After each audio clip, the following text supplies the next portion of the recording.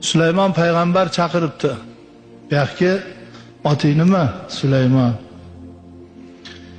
Shu nomimda ekansan, adashganmiz, mana shu govharni olgin. Bu juda qimmatbaho tosh. Bitta mamlakatni sotib olasan ham, ehtiyot qilgin.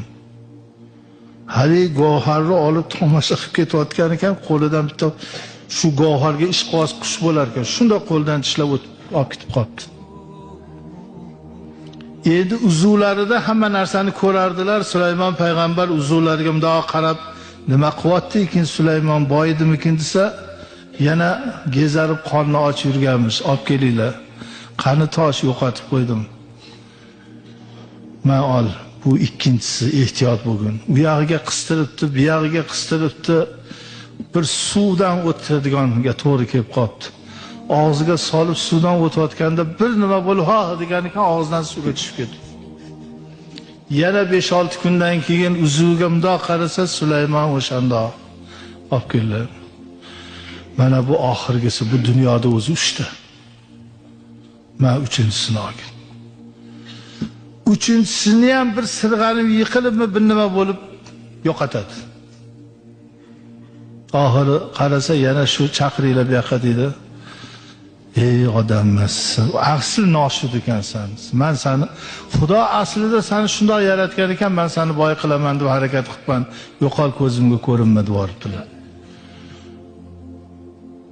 Haligi Sulaymon aytarmish, Alloh mingta payg'ambar bitta Alloh bo'lolmas ekan. 40 yildan beri boqasan, a'zolarni bergansan, biron marta koyiymaysan. O'zingga ham sano bo'lsin. Bandang payg'ambaring 3 marta yordam berib yuzimga solib dargohidan haydadi-ya deb yig'lab bir joy kelib bundoq o'tirsa, daraxtni qovog'ida bir narsa yalt qilarmish. Borib qarasa, uchovini ham o'sha qush olib iniga qo'yib qo'ygan ekan. Buni Alloh berdi endi. Halini olib bir payt qarab qo'yishini oshitdan deb uzukka qarasalar, qasr qurdirayotganmiz bir shaharda, zo'r kiyim olgan. Darrov oldiga borib, ha Sulaymon desa, hay payg'ambar, Alloh berdi, uchovini berdi.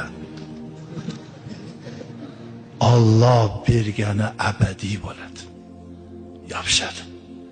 Birovniki minnatli bo'ladi. Minnat qilmay berganga egil. Minnat qilmay berganga boshingni yerga qo'y. Shu zotni qilma deganini qilma, qil deganini qil, baraka topasan.